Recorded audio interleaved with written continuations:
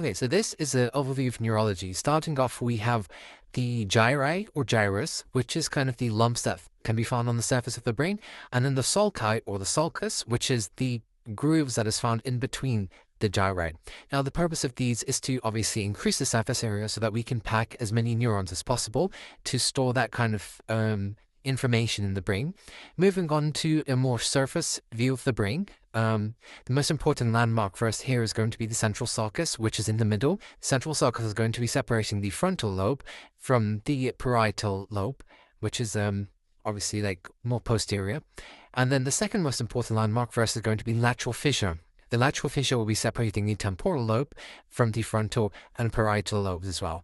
You also have a few other sulci that we will get to later in this video, but at the moment, this is all you need to know. So moving on from that, the central sulcus, the gyri before and after the central sulcus are quite important. So before you have the precentral gyrus. Precentral gyrus is the one that is obviously located more rostrally or more towards the face. And that is important because it's basically the primary motor cortex. So the region of the brain that is responsible for voluntary motor movement. And the way you can remember this is obviously precentral gyrus is the motor cortex, and that is because it's closer to the face, and in the face you're going to need a lot of motor control for controlling things like facial expression. And the way that I remember that is precentral gyrus, and then postcentral gyrus is to just imagine yourself standing where the frontal lobe is, and if you're looking at the central sulcus, you would have to cross the precentral gyrus, and then the central sulcus, and then the postcentral gyrus. So, with that being said, postcentral gyrus is actually the sensory cortex, so it is responsible for processing all of that sensory information. There are a few other gyri that can be found on the surface of the brain. Do not need to know all of it at the moment, but basically in the frontal lobe, you obviously have the precentral gyrus, and then the rest of it can be split into the superior frontal gyrus, mid-frontal gyrus, and inferior frontal gyrus. And then we also have some that can be found at the temporal lobes, the superior temporal gyrus, middle temporal gyrus, inferior temporal gyrus, and then at the parietal lobes, the superior parietal gyrus, angular gyrus. And the next important structure within the brain is the thalamus.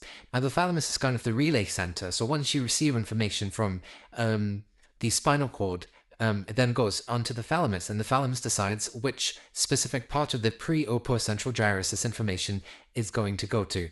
So one more time, the thalamus is responsible for relaying information to specific parts of the pre or postcentral gyrus. Now, this whole concept again links to somatotopic maps, which is basically a precise point-to-point representation of the human body within the brain's primary motor and somatosensory cortices. So effectively, which region of the brain is responsible for processing which types of sensory and motor information. And that is obviously represented within a somatotopic map. Now, the somatotopic map exists for both sensory and motor function, but the most famous one is going to be representative of that of the sensory cortex. So here you can see a somatotopic map for the somatosensory cortex, and basically is the processing of incoming inputs from the somatosensory receptors, which is going to get spatially organized in the cortex. So this means that information coming from distinct afferent receptors, they are basically relayed to different patches of cortical tissue, and that adjacent inputs in the peripheral nervous system, for example, are also going to be mapping to adjacent regions of the brain. So for example, if you have a touch in your hand, it will activate a different patch of your cortex than if you had a touch to your knee, for example. So a touch to two neighboring spots in your skin are going to be activating accordingly neighboring areas in your brain as well. So to explain this map a little bit, you can see that towards the medial side, so closer to the longitudinal fissure, we have lower limbs, the feet and the toes. They are represented in this area. Towards the midsection, we're going to have the trunk, shoulders and arm. And towards the lateral or the bottom section, so closer to the lateral sulcus, you're going to have the face, lips, tongue and throat. Now, you're also going to notice the sides of these different body parts are different. And that is because body areas with high tactile sensitivity and density of receptors, for example, places like the tongue, hands, and lips, which have a high density of receptors, they possess a disproportionately large area in the cortex. In contrast, less sensitive areas, for example, the back or the trunk, they're going to be occupying very small areas, regardless of their actual size. What's also interesting about this map is that it is not rigid, so it is going to adapt based on usage. If a specific body part is used more frequently, for example, fingers with musicians, then the corresponding cortical representation can expand. Alright, going back to some anatomy, we've got the cerebrum, which is the largest part of the brain. It is basically composed of two hemispheres. And then we also have the thalamus, which we mentioned before is the relay station, and then the hypothalamus. The thalamus and the hypothalamus together, they're going to be making the diencephalon. And then the cerebrum and the diencephalon together is going to be making the forebrain. And this is actually linked to embryology, which we will come back to. Then we have the brainstem. Brainstem consists of midbrain, pons, and medulla. And then the cerebellum, which is also known as the little brain, and is basically the hindbrain in terms of its embryological origin. And the brainstem is basically continuous with the spinal cord.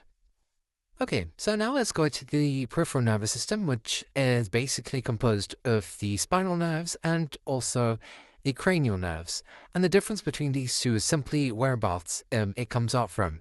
So the cranial nerves, they come out of the cranium, and the spinal nerves, they come out of the spinal cord through the intervertebral foramina. Now, the cell bodies within PNS, they are collectively called ganglia, and the axons, they are called nerves. And I suppose it's something appropriate to contrast this with the central nervous system, where the cell bodies are called nuclei and the axons are called tracts. So here you can see the spinal cord, we can see the ventral side and the dorsal side, which is basically the same thing as anterior and posterior. And you will notice the grey matter is positioned at the center, and around it we've got the white matter. Now the grey matter consists of mainly cell bodies, whilst the white matter consists of the axons. And that is because if you think about it, the white matter will be surrounded by oligodendrocytes or Schwann cells, so that myelin is going to give it its white color. Now, this is different from what you would find in the brain, which is where the gray matter is actually at the cortex, so basically the outer layer, and then the inner layer is surrounded, or basically consists of the white matter. So you can see how that is different to the one here that we can see in the spinal cord. So in terms of the gray matter, the spinal cord has three horns. You have the dorsal horn, the lateral horn, and the ventral horn of the spinal cord. Now you can see this bulge around here as well. That is called the dorsal root ganglion, and that is going to basically be carrying afferent or sensory fibers into the spinal cord, more specifically to the dorsal horn of the gray matter of the spinal cord. And this structure over here is the nerve, or the spinal nerve that we talked about. Now let's look at the spinal cord in a little bit more detail. So as you can see here, we have a spinal cord segment, and we have these little strands which are coming off directly from the gray matter of the spinal cord, and those are called the rootlets. So you are going to have the posterior one and the anterior one. And there's multiple rootlets, and these converge together at some point to form the posterior root and the anterior root, as we can see here. Now, on the posterior side, which we can equally call the dorsal side, we are going to have the dorsal root ganglion, which is basically a network of cell bodies that are present within the dorsal root of the spinal cord. And then after, there's the anterior and the posterior roots are going to be converging together to form the final spinal nerve. Now, upon the formation of the spinal nerve, it is going to immediately branch off again. It's not shown here in this picture, but that's why I've added it. And it's going to form this rami. So basically, you've got the roots, they converge to form the spinal nerve, and the spinal nerve is only present for a short amount of time before it branches off again into the rami, and you've got the dorsal ramus and the ventral ramus, equally called the posterior and anterior ramus. And the important thing here is that the rami, they are able to carry sensory and motor information. So they're not specific to either sensory or either motor. And the dorsal ramus is slightly smaller than the ventral ramus. It's not very clearly shown here, but that's something you must know. The dorsal ramus is smaller because it is only supplying the intrinsic muscles of the back, whether that be sensory or motor. But the important thing is that it's only supplying the muscles of the back, the intrinsic muscles specifically, whilst the anterior ramus is going to be supplying everything else apart from the intrinsic muscles of the back, equally supplying sensory and motor. So with regards to sensory and motor information, sensory information is going to be received by the dorsal horn of the spinal cord within the grey matter, and motor information is going to be supplied by the ventral horn within the grey matter of the spinal cord, as can be seen here by the pink and the blue fibers. However, once the spinal nerve forms, this sensory and motor information is going to be converging, and there's going to be some form of crossover, so that when you have the splitting again into the rami, that is the anterior and the posterior rami, those are going to be having both sensory and motor input together. So what happens? Initially, we've got that the sensory information enters through the dorsal horn, and motor information is given by the ventral horn, but when the spinal nerve forms, both are going to be converging, crossover is going to happen, and then upon the splitting and formation of the rami are going to be having both sensory and motor supplies. So to summarize once more, we've got these rootlets that come out of the posterior and anterior horns of the spinal cord. Then they go on to form the posterior root and the anterior root. These two roots converge together to form the spinal nerve. The spinal nerve is going to immediately split into the dorsal and ventral rami. By the way, I'm using anterior, posterior, dorsal, ventral interchangeably. And then the dorsal ramus is going to be supplying only the intrinsic muscles of the back, hence why it is smaller. And then the anterior ramus is going to be supplying everything else besides the intrinsic muscles of the back. And we have already talked about the sensory and motor information. So sensory and motor are initially separate because the sensory information is received via the dorsal horn and then given out via the ventral horn of the spinal cord. However, once the spinal nerve forms, these two kind of branches are going to converge together, and once you have the branching of the rami, then that crossover is going to cause both of the rami to have both sensory and motor information. Now, if we go one step further, the anterior rami that we talked about here are going to converge again to form something known as a plexus. So an example for plexus would be the brachial plexus. And what a plexus is essentially is basically you've got multiple spinal nerves and they are going to be converging together to form a plexus. And from that point of convergence, the plexus could be called a peripheral nerve sometimes. And the reason that these plexuses form is because it's the most efficient way of distributing axons around the body. And this basically means that you do not have individual nerves supplying different parts of the body, but areas of the body can be supplied by multiple spinal segments via one singular nerve. So effectively what I'm trying to say is that areas of the body supplied by a single nerve, but that singular nerve or singular peripheral nerve is going to be basically made up of multiple spinal nerve segments that have formed that single nerve, which is what we call, obviously, that convergence is what is called a plexus. An example for plexus would be that of brachial plexus, which is basically a complex network of nerve originating from the spinal cord in the neck. So the nerve roots are going to be from C5, C6, C7, C8, and T1. And then these are going to be the ventral rami. These are going to be converging together to form a plexus, and hence supplying those different parts of the arm and shoulder and hand. So injuries can obviously cause paralysis to this. So I just thought this was a good illustration of what a plexus is. So this leads us nicely into dermatomes. Dermatomes are areas of the skin whose sensory distribution is innervated by the afferent nerve fibers from the dorsal roots of a specific single spinal nerve. There are 30 dermatomes in total, and these relay sensation from a particular region of the skin to the brain. So dysfunction or damage to a spinal nerve root from infection, compression, or traumatic injury can trigger symptoms in the corresponding dermatome, which is why they're important. Testing of dermatomes is part of a neurological examination. They are basically used to determine whether the sensory loss on a limb corresponds to a single spinal segment, basically implying the lesion is of that nerve root and basically kind of assigning a neurological level to the spinal cord lesion. So a bit more about the testing. Dermatome testing is done ideally with a pin and cotton wool. And what we do is that we ask the patient to close their eyes and then basically give us feedback on the various stimuli that we are going to be inflicting upon them. Testing should be done on specific dermatomes and it should be compared on both sides.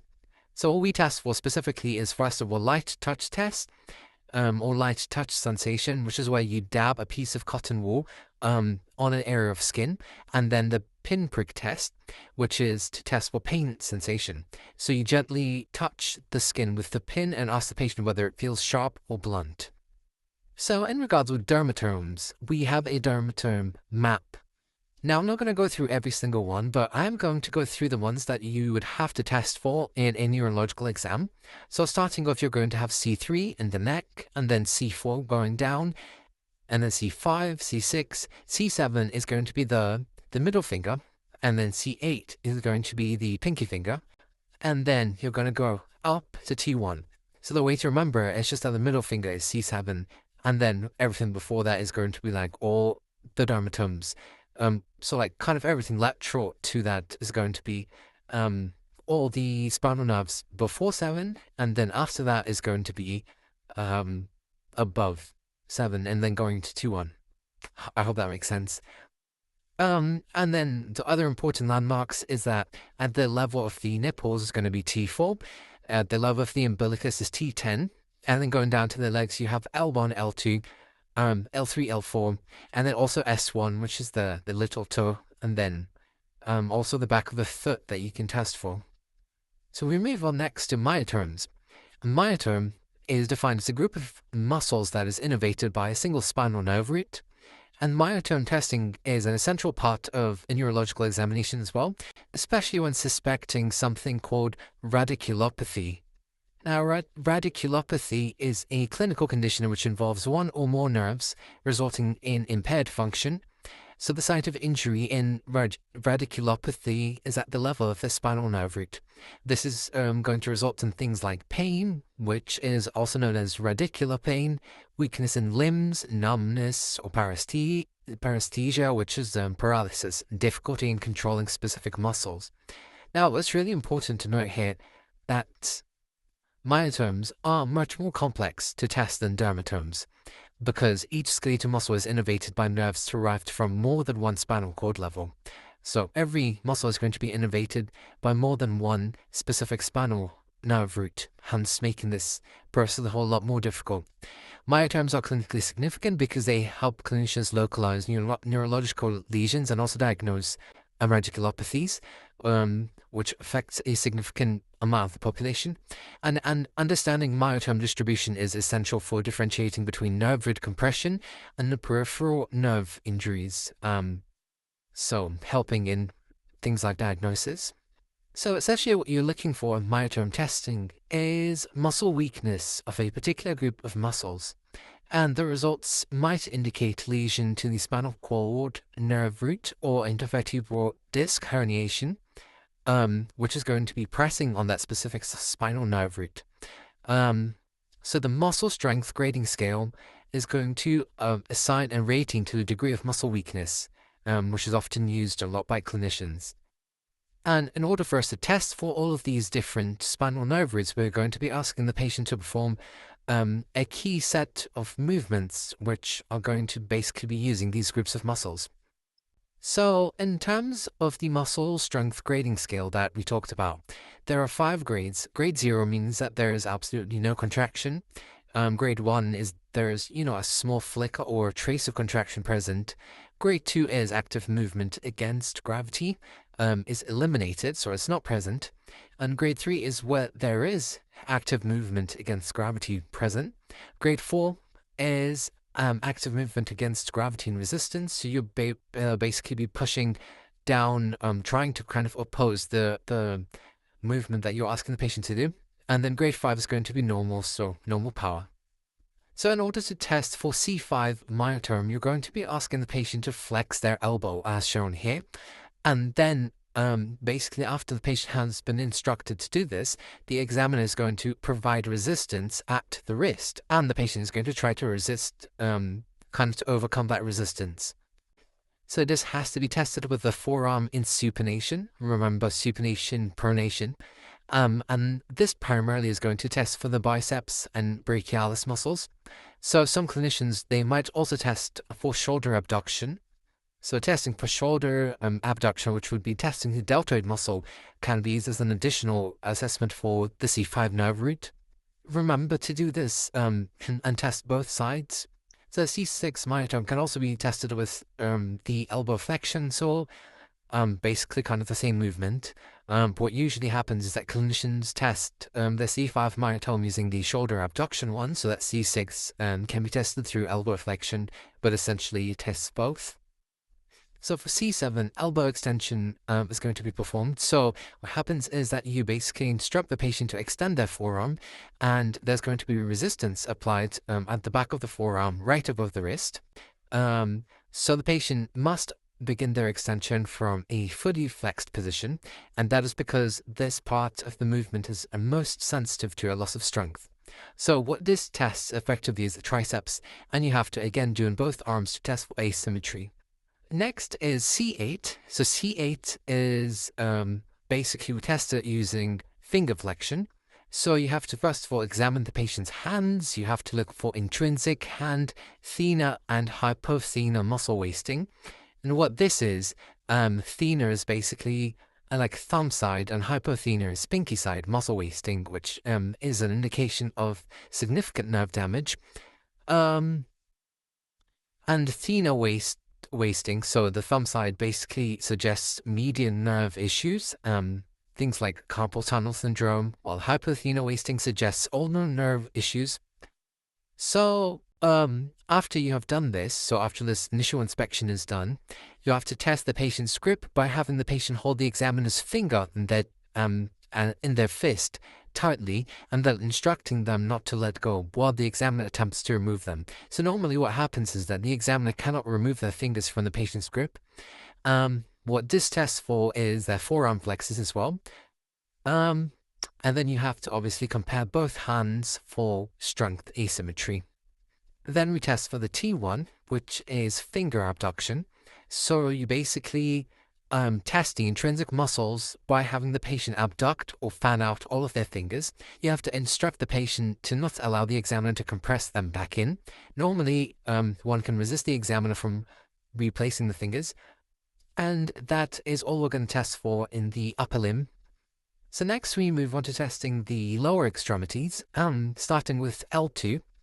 Now, in terms of positioning, the patient has to lie in a supine position, so basically on their back on the exam table, and the patient is asked to lift their thigh up towards the ceiling, essentially flexing the hip, and that is whilst keeping the leg relatively straight or slightly bent.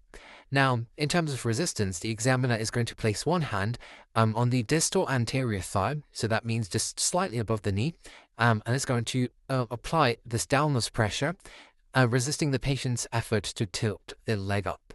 The patient is basically instructed to hold this position for about 5 to 10 seconds because you're trying to create the sort of sustained isometric contraction. And obviously the examiner has to compare the strength of the left leg to the right leg to identify any asymmetry or weakness that might be present. Next, we move on to L3, which is where we evaluate the strength of quadricep muscle group through resisted knee extension. And this is obviously to identify potential nerve root compression or spinal lesion at the level of the L3 spinal nerve. So what happens, again, the patient is lying in a supine position, and the knee is slightly bent. The examiner then asks the patient to kick out or fully straighten their leg.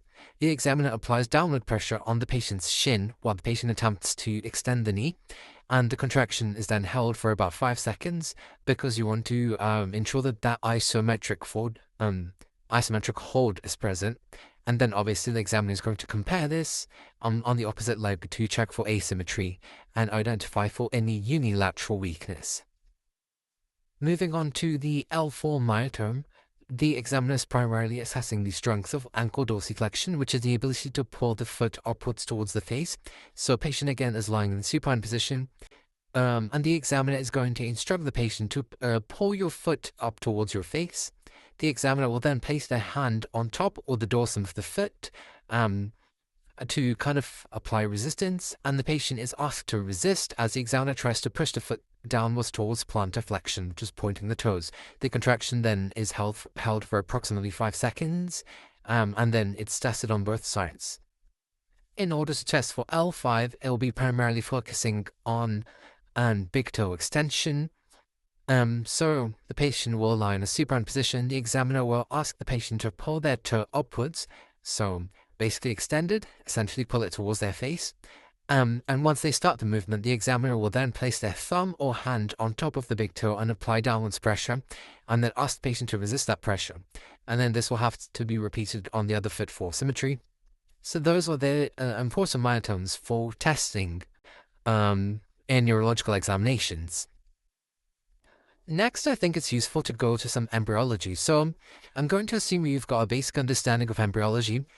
If not, essentially what happens is, first of all, you have fertilization, then you have cleavage, which is the rapid cell division stage, and then you have differentiation, which is where you form two lineages of cells. First of all, the inner cell mass, and then the trophoblast, which is on the outside, and then you have a blastocelic cavity, and then you form the bilaminar disc, which contains the epiblast and the hypoblast, and then we're going to have mesoderm formation, which is where we're going to take we're going to start with, because that's going to be quite relevant in the formation of the nervous system as well.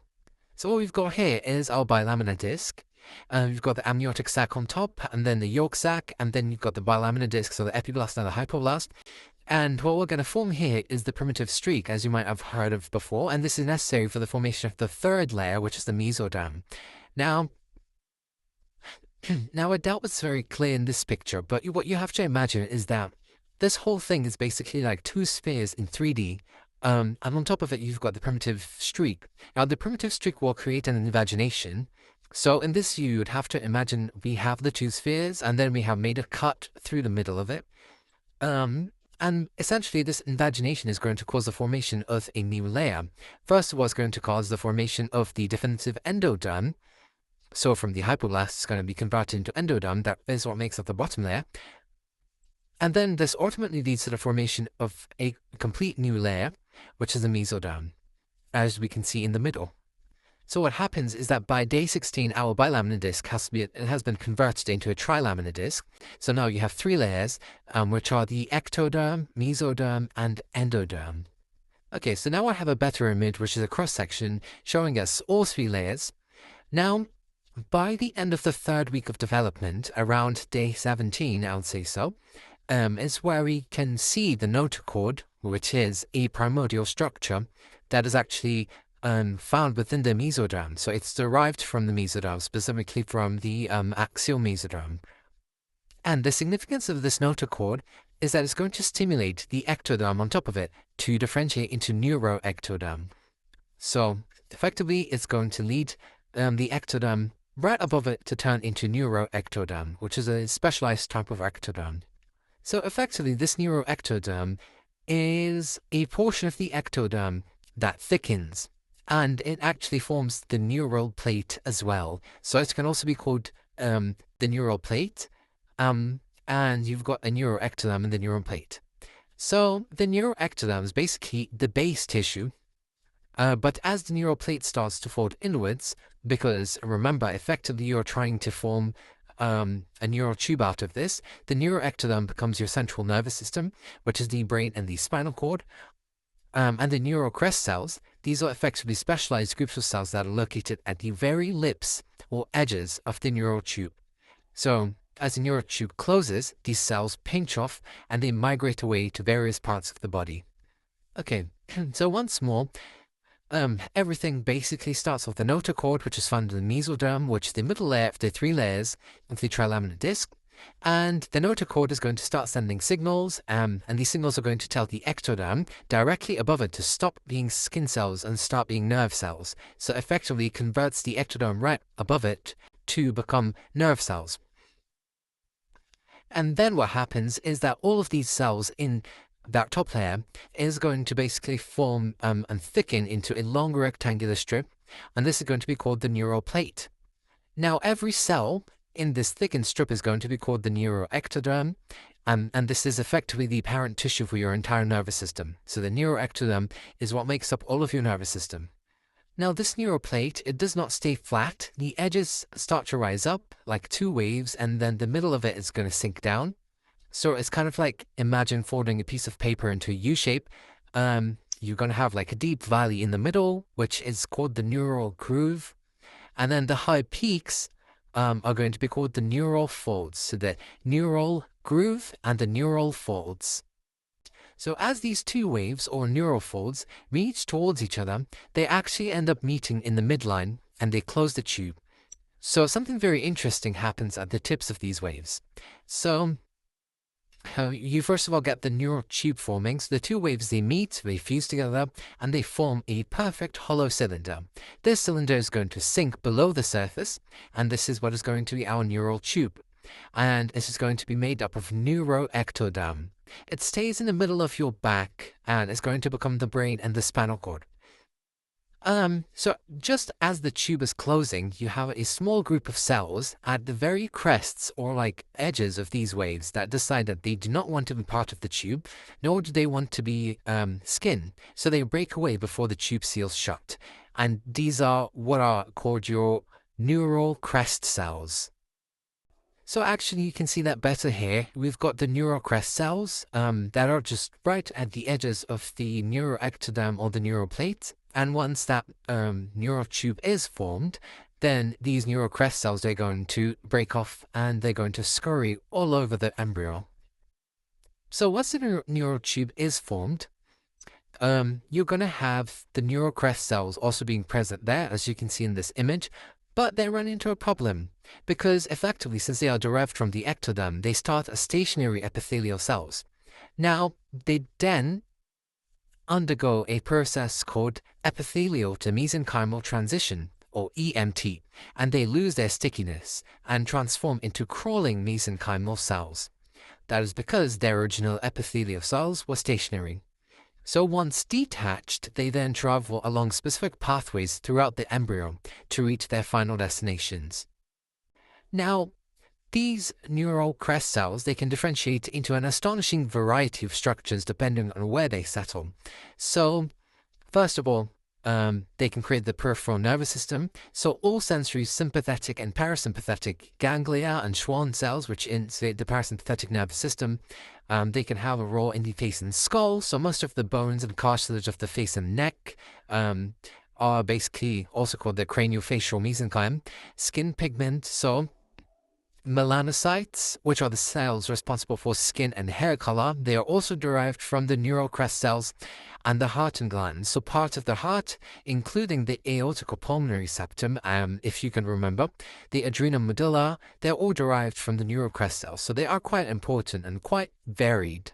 So another thing that I'm going to briefly mention is, in terms of neuroectoderm, we have talked about neural plate and neural crest cells, but there's also a third group of cells which are called ectodermal placodes.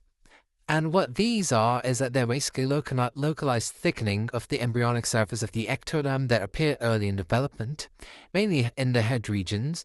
And they are basically specialized cell clusters that give rise to important sensory organs and sensory neurons. So how they form is that during embryogenesis, signals from nearby tissues and underlying mesoderm, they cause certain patches of the ectoderm to proliferate, thicken, and change gene expression.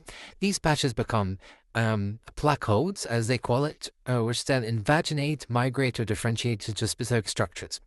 So those structures could include things like otic, which is an inner ear structure, the lens of the eye, olfactory epithelium, trigeminal, sensory neurons for face sensation, and hypophyseal, which is like part of the pituitary gland. So they are basically sensory specialized ectoderms that help build the body system for detecting the environment.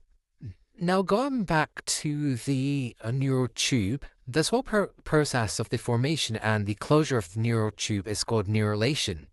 And another important thing is that if you remember the notochord that initially gave the signals to the ectoderm above to form the neural tube, this is going to form the nucleus pulposus in the intervertebral discs of the vertebral column of the adult. So here we have a top-down view of the embryo, or a dorsal view of the embryo. So basically we are looking down at the embryo's back as if the embryo is lying face down, and we're looking at the spine forming basically. So what we can see the neural plate and the neural folds here, and these are the structures that form on the back surface. We can also see the primitive streak, which is visible along the midline, and that is how we know we are looking at a top-down view, because the primitive streak is a feature of the dorsal view. So in this diagram, the blue area represents the neural plate. And this is effectively, as we discussed earlier, ectoderm that has been instructed by signals from the notochord to become the nervous system.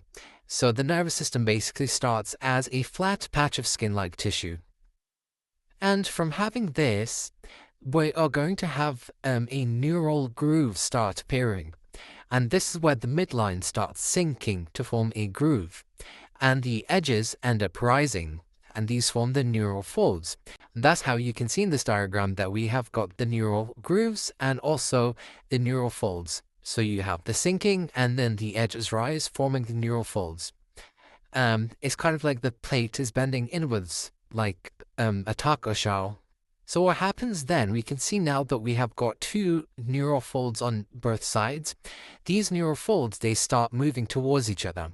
So once this happens, is we are going to have somites, which are these little structures appearing on both sides. And these somites, they are future muscles and vertebral segments. And the important concept here is that closure of this neural tube, because this effectively leads to the neural tube formation. It's kind of like neurulation, but from a different view. The closure doesn't actually happen all at once. It starts in the midline and then it moves in both directions. What we can see in the right image is the tube closure. The right images basically show that the folds end up fusing. So the folds from both sides, they fuse together and they form the neural tube. But we still have two openings that remain open temporarily. We have the, we call these the cranial neuropore, which is the head end, and then the caudal neuropore, which is the tail end. And these openings will actually close much later. So the cranial one is going to close at around day 25, and the caudal neuropore is going to close at around day 27. Now, the reason this is important is because if they fail to close, we are going to have neural tube defects. So yeah, this is important because once we have the cranial neuropore and the caudal neuropore, if we again imagine our spheres, so imagine the embryo as spheres, this would mean that these openings, they are continuous with the amniotic cavity, which is going to be located above these openings. So like we mentioned, the rostral or cranial neuropore is going to close at around day 25. And upon its closure, it's going to form a structure called lamina terminalis in the adult brain. Lamina terminalis is effectively the anterior wall of the third ventricle. And this is quite a high yield point that is worth remembering. So the lamina terminalis is formed via the neuropore closure of the rostral neuropore, and is basically the anterior wall of the third ventricle. So what happens is that by day 27, you have a neural tube that is fully closed. Now, the completed neural tube, there is going to be adult derivatives of this neural tube. So rostrally, it's going to be forming the adult brain. So rostral, or basically cranially, is going to form the adult brain. Caudally is going to form the adult spinal cord. And the lumen is going to be responsible in the formation of the ventricular system, which obviously deals with cerebrospinal fluid, and the central canal. Okay, then we have neural tube defects, which can happen, and these are serious birth defects of the brain, and and the spine that can occur when the embryonic neural tube fails to close completely during the first month of pregnancy. These structural malformations can lead to lifelong disabilities or, in severe cases, to fetal death. Common things include spina bifida, anencephaly, um, encephalocele, and many cases are actually preventable by consuming some supplementation of folic acid before and during pregnancy. So an example of an upper neural tube defect is anencephaly, and this is a serious fatal birth defect in which a baby is born without parts of the brain or skull. And it actually happens very early in pregnancy, usually within the first 28 to 32 days after conception. So the baby is typically missing the front parts of the brain or the forebrain, and also the cerebrum, and the remaining brain tissue is often exposed because the upper part of the skull and the scalp, they do not form completely either. Whilst babies might have a rudimentary brainstem that allows for basic reflexes like breathing or responding to touch, they lack consciousness and the ability to feel pain. So in terms of the neural tube, what happens is that the rostral or cranial end of the neural tube fails to close completely, which would normally happen between the 23rd and 26th day after conception. And because the tube remains open, the developing brain tissue is exposed to the surrounding amniotic fluid. The amniotic fluid is toxic to the unprotected neural tissue, and this causes it to break down and degenerate over time. And what this leaves behind is only a small hemorrhagic mass of non-functional tissue. And since the neural tube didn't close, the signals required for the skull and the scalp to form over the brain are missing, resulting in the partial or total absence of a skull or part of the scalp. Now, the exact cause of anencephaly is often unknown, but it's believed to be a combination of genetic and environmental factors. So things like folic acid deficiency, low levels of folate, which is also vitamin B9, before and during pregnancy are a major contributor. Things like controlling the health of the mother, so like uncontrolled diabetes or obesity, and also high heat exposure and certain medications can increase the risk of this. Now, the other type of neural tube defect is spina bifida, and that is related to the lower neural tube. So it's a lower neural tube defect, and it's a congenital condition where a baby's spine and spinal cord do not form or close properly in the womb. So this condition actually ranges from mild to severe depending on the size and location of the spinal opening. Myelomeningocele is a more serious type where a sac of fluid containing part of the spinal cord and nerves pushes through an opening in the baby's back, causing nerve damage. Then we have the meningocele, which is slightly milder, and it's where a sac of fluid pushes through the spine, but the spinal cord itself is not in the sac. And there's typically little or no nerve damage caused from this. And the last type is spina bifida occulta, which is the mildest and most common form. There is a small gap in the spine bones or the vertebra, but there's no opening or sac on the back.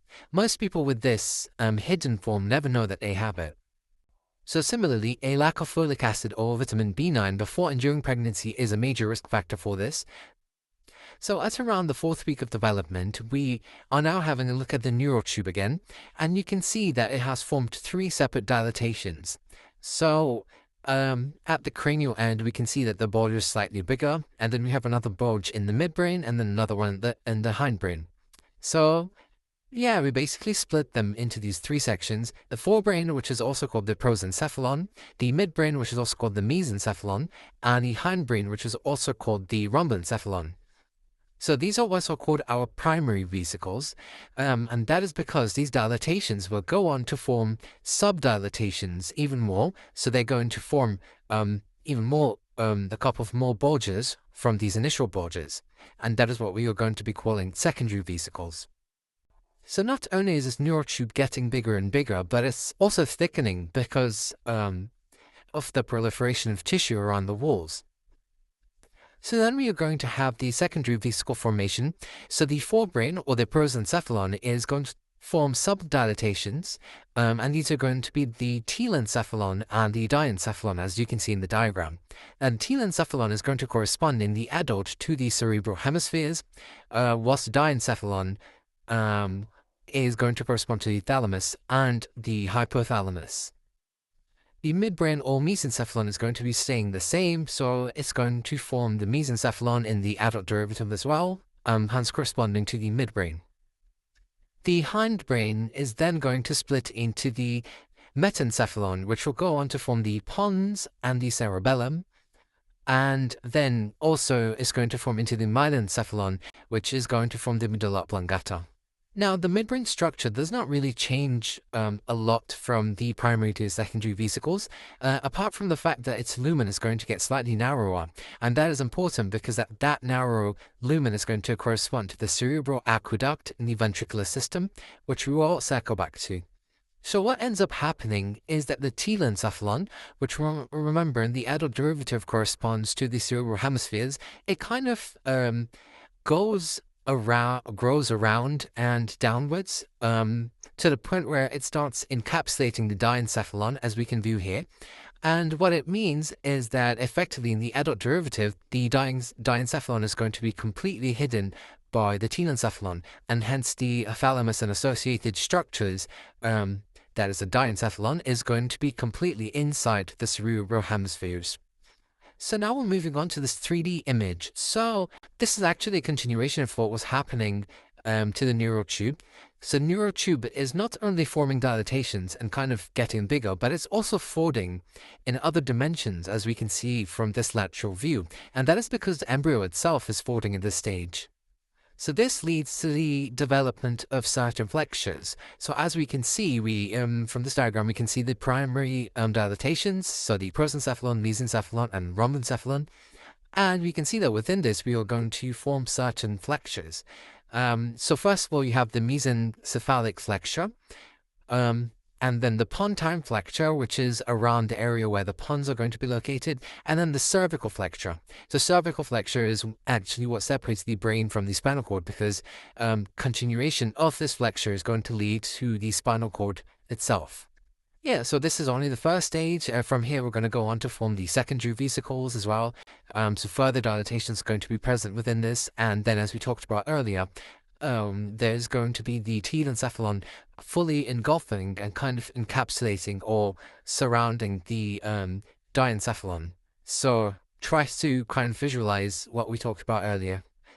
So here what we have is that we are returning back to that neural tube from a 2D point of view. So this is what we looked at earlier, basically the telencephalon kind of engulfing or encapsulating the diencephalon. But there's another important thing in this illustration, as that this is where we can observe the formation of the ventricles. Now, before I start and explain to you the embryology of the ventricles, I think it is better if I actually explain to you what the ventricles are and what the different parts are, and then we can return back to the embryology, and that will kind of make it stick much better, because there's no point me explaining this if you don't know what the ventricles are to begin with. So what the ventricles are is that the ventricles of the brain, they are communicating networks of cavities filled with cerebrospinal fluid, and they are located deep within the brain parenchyma. Essentially, it's just a bunch of cavities filled with cerebrospinal fluid, and it kind of helps the flow of cerebrospinal fluid, as we will look at. The ventricular system is composed of two lateral ventricles, as we can see in these pictures, and one. So we have two lateral ventricles, one in each cerebral hemisphere, and the third ventricle, which is located in the diencephalon. And then we have the cerebral aqueduct, and then the fourth ventricle, which is located in the hindbrain.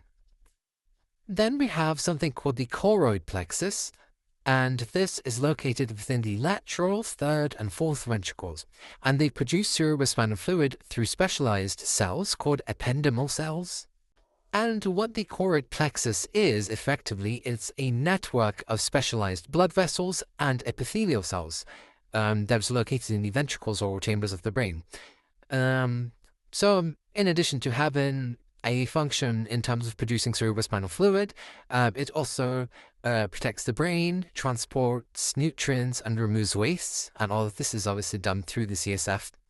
So, returning back to the neural tube, we can see the lamina terminalis in the middle that we talked about earlier. And the lamina terminalis is basically an outcome of the rostral closure So like the closure of the rostral neuropore. And what the lamina terminalis is, if we just remind ourselves, is a thin, crucial membrane forming the anterior wall of the third ventricle in the brain. So effectively what this is trying to get at is that brain ventricles develop from the central cavity or lumen of the neural tube, which begins to obviously form around the 4th week of gestation. And what we are seeing here is that the rostral end, so rostral is the cranial end, remember? So the cranial end of the neural tube is going to expand and fold to form the brain. And then its internal canal is going to remain open and differentiate into 4 interconnected cavities of the adult ventricular system. And their development is going to follow the transition from primary to secondary brain vesicles, and each cavity is going to become a specific part of the ventricular system. So if you remember, initially we had the prosencephalon, which was the midbrain, and that then differentiated into the telencephalon, which is going to go on to form the cerebral hemispheres in the adult, and then the diencephalon, which will go on to form the thymus and related structures. Now the telencephalon, which actually corresponds to the cerebral hemispheres, will go on to form the lateral ventricles, which is the paired lateral ventricles. So we are talking about the lumen will form the lateral ventricles. And then the diencephalon, which was supposed to form the thalamus and associated structure in the adult, will go on to form the third ventricles, as we can see here. The mesencephalon, which then in the secondary vesicle remained unchanged, so was still the mesencephalon, is going to become the cerebral aqueduct. So in terms of the ventricular structure and the lumen, it will become the cerebral aqueduct, which remember is what connects the 3rd and 4th ventricle. And then the rhombencephalon, which is the last part, also known as the hindbrain, it basically differentiated into the metencephalon and myelencephalon, and the whole thing will become the 4th ventricle, basically. Yeah, so the rhombencephalon, which differentiated into the metencephalon and myelencephalon. The metencephalon became the pons and the cerebellum, and the metencephalon is going to form the upper part of the 4th ventricle, and then the myelencephalon, which differentiated into the medulla oblongata, in terms of the brain structure, is going to have a resulting ventricular structure that will form the lower part of the 4th ventricle. Okay, now let's talk about the spinal cord development, but I'm going to do a quick recap of the whole embryogenesis again for you. So beginning with the trilaminar germ disc, which refers to the epiblast and hypoblast. The epiblast cells are going to undergo epithelial mesenchymal transition to replace the hypoblast, and they also proliferate in the middle layer to form the mesoderm, where it will remain mesenchymal to form connective tissue. And this is gastrulation. The primitive streak will then start to appear superiorly from the thickened region of the ectoderm, and it will grow caudal to the cranial, and it's going to induce notochord formation. The ectoderm then invaginates as cells migrate to form the primitive node and primitive pit, where the notochordal process is formed. The primitive pit is a depression at the center of the primitive node, which is an opening in the notochordal canal. It actually folds to form the neural tube. The cranial end of the tube then forms a series of enlarged cavities called vesicles that will eventually form the brain. The caudal end of the tube forms a narrower tube of relatively the same size along its length that will eventually form the spinal cord. So if you were to imagine this diagram, we are showing 3 primary vesicles, the prosencephalon, mesencephalon, and rhombencephalon formed of the initial neural tube. The end part would be the spinal cord, and you can see that it's considerably narrower than the cranial end of the neural tube. And neurulation refers to the folding of the neural tube, and the neural plate folds via induction from the notochord into the neural tube, which then becomes the neuroectoderm, which finally forms the central nervous system, namely the brain and the spinal cord. The brain from cranial 2/3 of the segment, and the spinal cord from the caudal 2/3 of the segment. So effectively, if you have your neural tube, after it has folded, the cranial 2/3, so towards the head, the first 2/3 is going to form the brain, and the caudal, so towards the tail, 1/3 of the segment is going to form the spinal cord. So the neural crest cells that we talked about earlier as well, they are going to form the dorsal root ganglia and the connective tissue in the head and neck. what the notochord does is that it defines the longitudinal axes, and it also forms part of the intervertebral discs and not the spinal cord or the spine. So effectively, the central nervous system is derived from the neuroectoderm, and then the notochord induces the formation of the neuroplate, which is the thickening of the ectodermal layer, which further differentiates into neural folds with a neural groove in between, leading to the formation of the neural tube from this, which is going to be called neurulation. So you remember how we talked about having a cranial neuropore and a caudal neuropore? Upon the closure of these neuropores, after the closure, the tube walls will start to differentiate, and we will form 3 layers if we took a cross-section out of this. So here you'll be able to view a cross-section of the spinal cord, and the innermost layer is called the matrix zone, and can also be called the ventricular zone. And what this is essentially rapidly dividing cells, and these are going to be producing the neurons and the glia.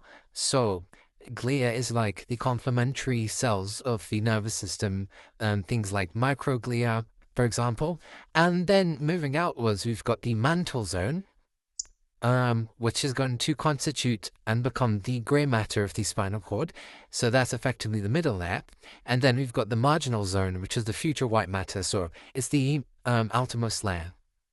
So I think it's important here to mention that the notochord also has a role in this. So effectively what the notochord does is that it causes proliferation of cells within this sort of spinal cord tube to be in a somatotropic fashion. Now what this means is that there is effectively a division. So all of these sensory compartments are going to be located more dorsally, whilst all of the motor compartments are going to be located more ventrally. And this pattern is actually reflected in the real spinal cord itself. So basically, cells that are away from the notochord are going to be the sensory compartment of the central nervous system, and hence is going to be located more dorsally, so further away from the notochord. And then cells that are close to the notochord are going to be the motor compartment of the nervous system. So after we've got the initial neural tube, something very interesting happens. So as you can see in this diagram, inside the tube wall, something is going to change subtly. So these cells on the side walls are going to start organizing differently, and a shallow groove is going to appear on each side of the inner wall. And that is called the sulcus limitans. And effectively what that is a visible boundary between 2 regions of developing tissue. And what this does is that it divides the spinal cord into a sensory region, which is the top half, and then a motor region, which is the bottom half. Also, similarly, we can refer to it as a dorsal and ventral regions. And in this diagram, we can very clearly see the notochord as well. And because of signals from surrounding tissue, the notochord below is going to tell the bottom cells to become motor cells, and then the roof plate above, so it's going to tell the top cells to become sensory cells. So the embryo is basically receiving positional instructions. You would have also noticed that there's a difference in the sort of shape and thickness of the lumen from the initial diagram that we viewed. So at first, the tube wall was relatively thin and the lumen was round. And what we can see here is that cells have actually multiplied rapidly. The wall has thickened and the space inside it has gotten more compressed, hence why it's shaped differently now as well. And hence the lumen is going to look narrower and more elongated because the walls are thickening inwards. So effectively, it's not that anything pulls the lumen inwards, it's just that the walls are going to grow more and they're going to crowd the area. So here's another diagram. We are still able to see the many different layers. So the marginal layer, which is the outermost layer, and then the lumen, which is slightly compressed, as we can see, and then the sulcus limitans in the middle, which basically separates the ventral and dorsal sides.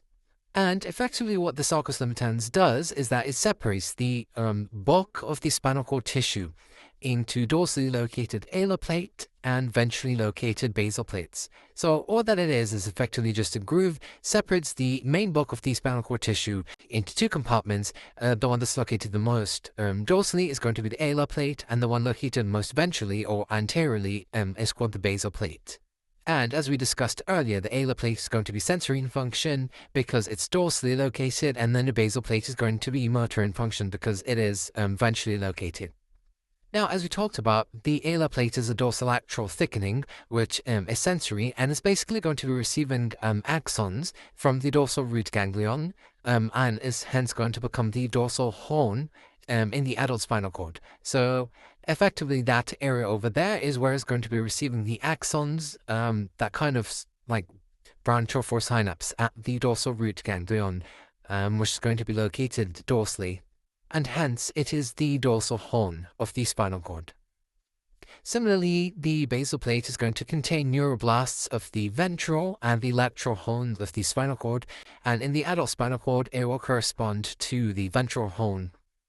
So basically, in the adult spinal cord, the marginal layer is going to correspond to the white matter, and then, as we discussed, the sulcus limitant separates the alar plate from the basal plate. However, there's going to be this area in between the alar and the basal plate, which is called the intermediate plate.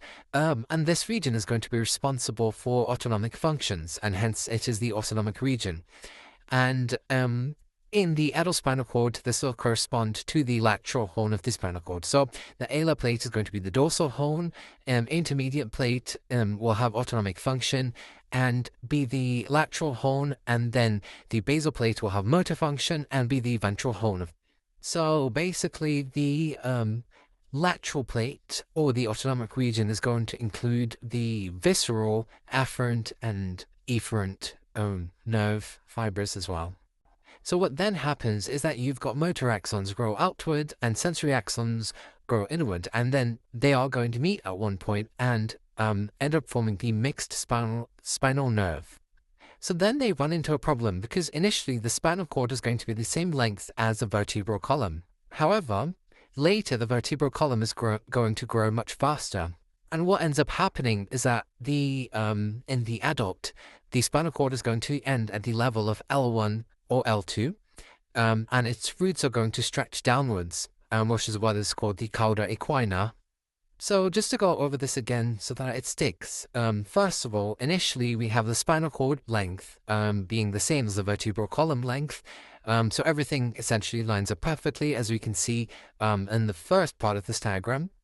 And what this results in is that each spinal nerve actually exits straight sideways from the cord through the matching vertebral level.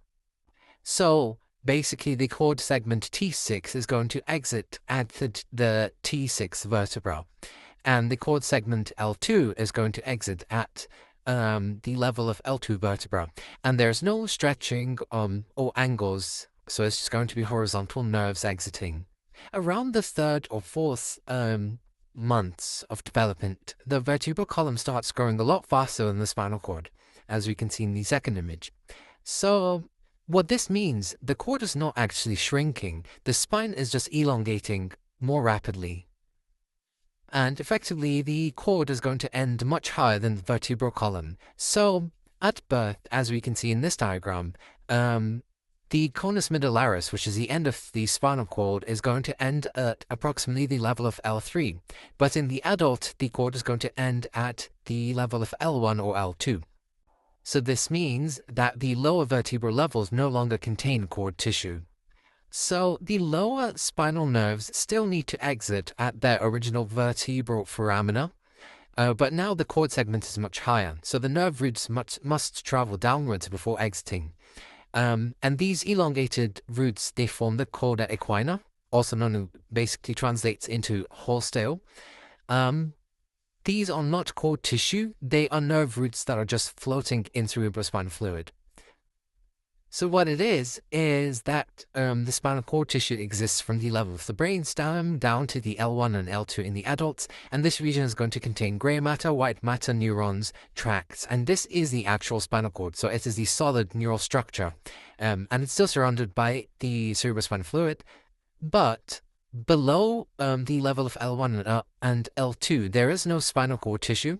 There's only nerve roots floating in cerebrospinal fluid, and these nerve roots together, they form the cauda equina, and these are the peripheral nerves, and not part of, well, they are part of the cord, but they're not the cord itself.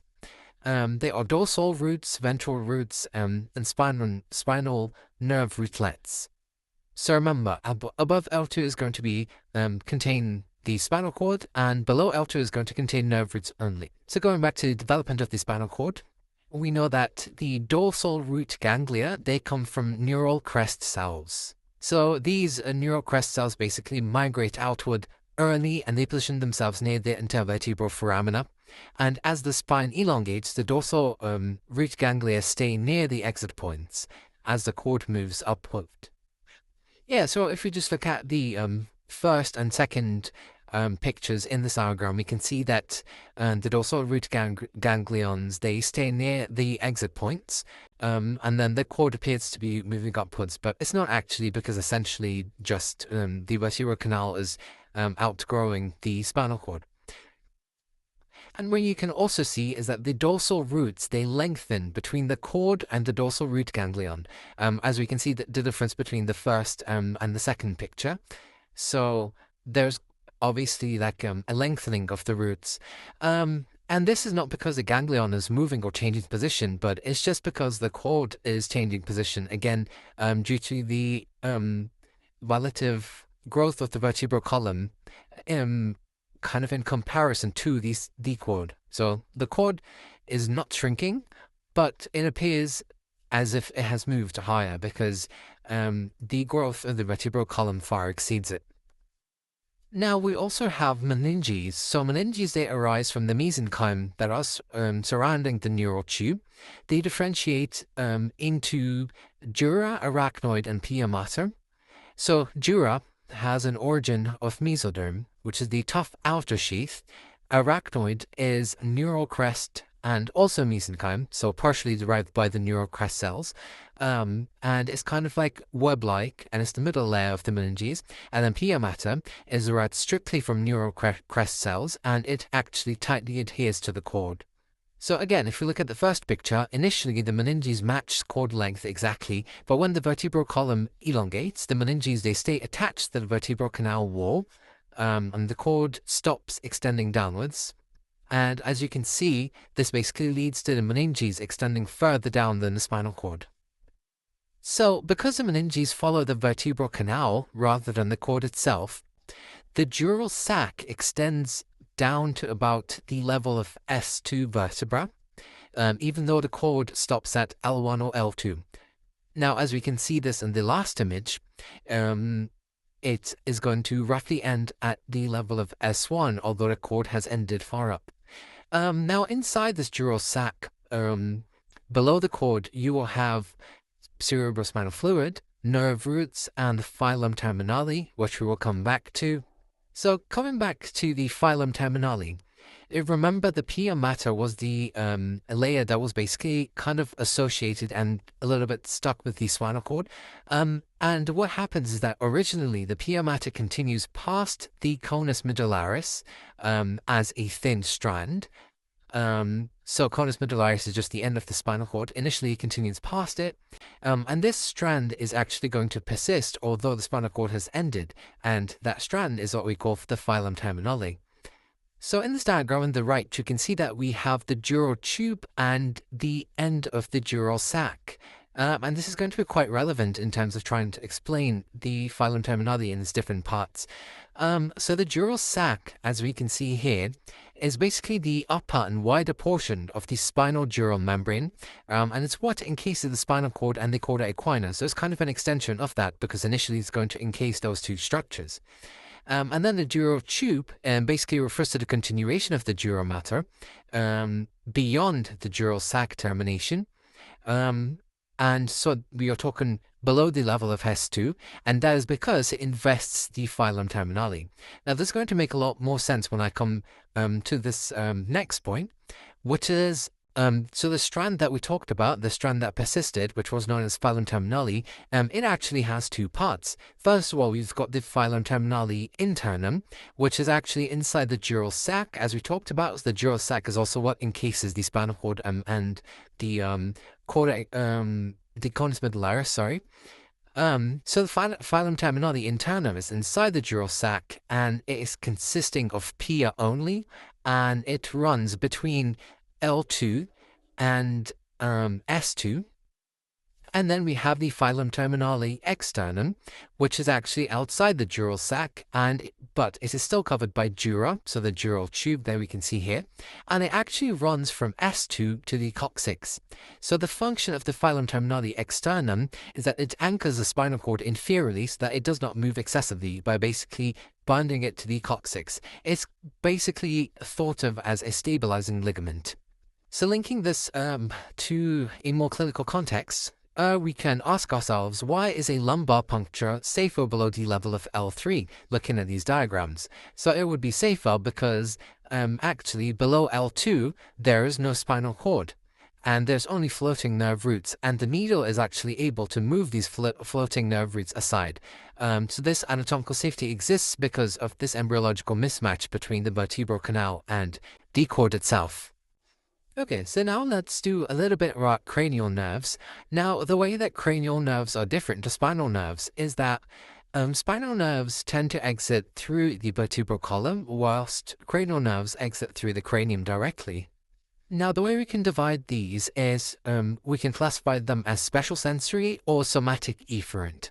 So special sensory, we can put cranial nerve number 1, which is olfactory nerve responsible for our sense of smell, cranial nerve number 2, which is the optic nerve for vision, and cranial nerve number 8, which is the vestibulocochlear nerve, which is basically responsible for hearing, and also the vestibular system, which is responsible for balance. And then for somatic efferent, it's important to know that these are actually homologous with the ventral roots of the spinal nerves. So it's as if though they actually emerged from the ventral roots of the spinal cord, but they are actually cranial nerves, which means that they emerge directly from the cranium. So some of these nerves include cranial nerve number 4, which is the trochlear nerve, cranial nerve number 6, abducens, and also cranial nerve number 3, which is the oculomotor. And these three cranial nerves together, they are responsible for movement of the eye. And then we also have cranial nerve number 12, which is the hypoglossal, supplying the tongue. So in order to understand the development or embryology of cranial nerves, we need to first of all know what pharyngeal arches are. So here I've got a picture for you, and this is basically an embryo in week 4 of development, and on each side of the future head and neck, you can see that there are bulges. So these bulges basically appear, and they're kind of like stacked on top of each other, and these are the pharyngeal arches. They are temporary embryologic structures, and they will form the jaw, face muscles, neck structures, the throat, and the larynx. So each arch contains a set number of things and components. And it's kind of like each arch has its own developmental package. So every single arch that you can see here always has one artery with it that is responsible for the blood supply. It has cartilage, which is a skeletal element. It has muscle, which is basically a specific muscle groups, and it also has one nerve, which is its own cranial nerve. So basically, you can just think of an arch as being its own mini organ system that has an artery, cartilage, muscle, and nerve in it. So why does each arch have its own nerve? And that is because muscles do not have nerve supply. So since each arch is going to develop its own muscle group, it must also get its own nerve. The nerve that grows into that arch during development stays its nerve forever. So that nerve is going to forever belong to that specific arch. Even in adults, you can still tell which arch a structure came from just based off of the nerve that is supplying that structure. So the first arch, as you can see here, is going to be supplied by the trigeminal nerve, which is cranial nerve number 5, and specifically the mandibular division of the trigeminal nerve. So this is going to control chewing muscles and also muscles of the jaw. The second pharyngeal arch is going to be supplied by the facial nerve, which is cranial nerve number 7. This is going to control the muscles of facial expression, the stapedius, and also the posterior digastric muscle, which is so basically the posterior belly of the digastric muscle is part of the suprahyoid muscle group, and then the stapedius is a muscle of the middle ear, and it's not a neck muscle, and it's also not considered an infrahyoid muscle, so do not confuse those. So the third arch is supplied by the glossopharyngeal nerve, which is cranial nerve number 9, and this is going to be supplying the stylopharyngeus muscle, which is basically a longitudinal muscle of the pharynx. It arises from the medial aspect of the base of the styloid process in the skull, and it inserts into the posterior border of the thyroid cartilage in the larynx, and also some of its fibers are going to basically merge with the pharyngeal constrictors But that's not the important part. It's just to give you a little bit of context about what muscle it is that it supplies. So the fourth arch is basically the vagus nerve, and so is the sixth one, but we're not going to go into much detail through those. And the fifth arch actually regresses or disappears. So why is it that these specific nerves supply these arches? That is because motor neurons in the brainstem, they are organized into columns that match their embryonic origin. And the motor neurons, based off of their embryonic origin, are going to be classified into two types. You have somatic motor, which is basically supplying skeletal muscles that are derived from the somites in the back of the embryo. So these include things like eye muscles. And then branchial motor, which is muscles from these arches that we have just talked about, for example, facial muscles. So pharyngeal arch muscles, they are special because they arise from branchial mesoderm and not from somites. So they must be innervated by branchial motor neurons, as we discussed. That is why the cranial nerves that we called, that we just went through, are the branchial motor nerves. So those are cranial nerve 5, cranial nerve 7, cranial nerve 9, and cranial nerve number 10. So this is where neural crest cells also become relevant. So these are cells that migrate from the neural tube and they form craniosensory ganglia, connective tissue of arches, cartilage of arches, and also Schwann cells. So they help form important elements that are relevant within the embryology of cranial nerves. So for cranial nerves specifically, neural crest cells, they contribute to the sensory ganglia. For example, they will form trigeminal ganglion, superior ganglion of cranial nerve number 9, and inferior ganglion of vagus or 10, cranial nerve number 10. And remember, ganglion within the brain are basically clusters of cell bodies. Now, it's important to distinguish this from motor neurons. So, the neural crest cells, they do not form motor neurons because these they come from the neural tube, but they just form the ganglia. So effectively, motor nuclei, their origin are from neural tube, and then sensory ganglia, their origin is from neural crest cells.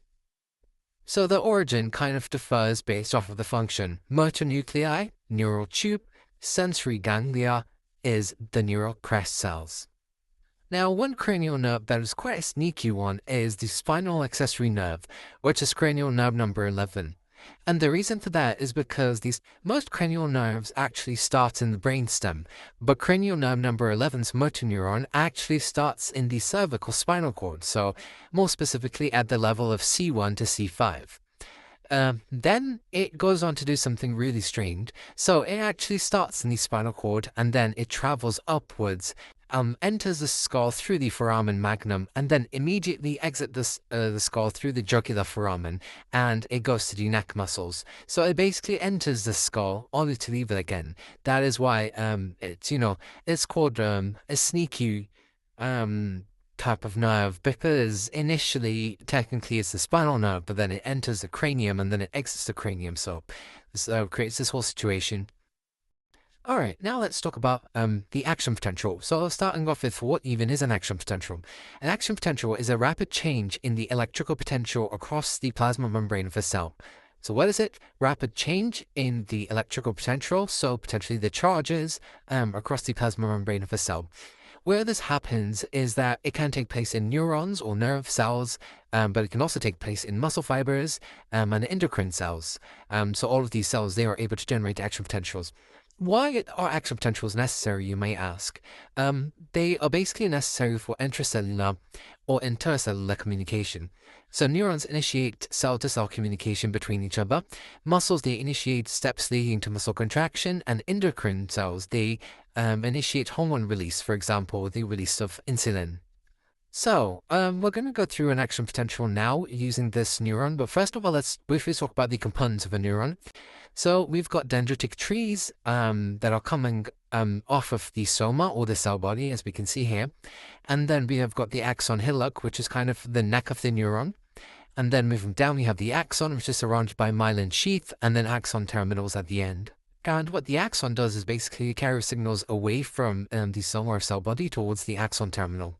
So what happens initially is that certain ionic charges are basically kind of transmitted through the presynaptic neuron via the dendrites of the neuron. So signals, they arrive via synaptic transmission from the presynaptic neuron, and these signals would usually be ionic charges, as we can see here.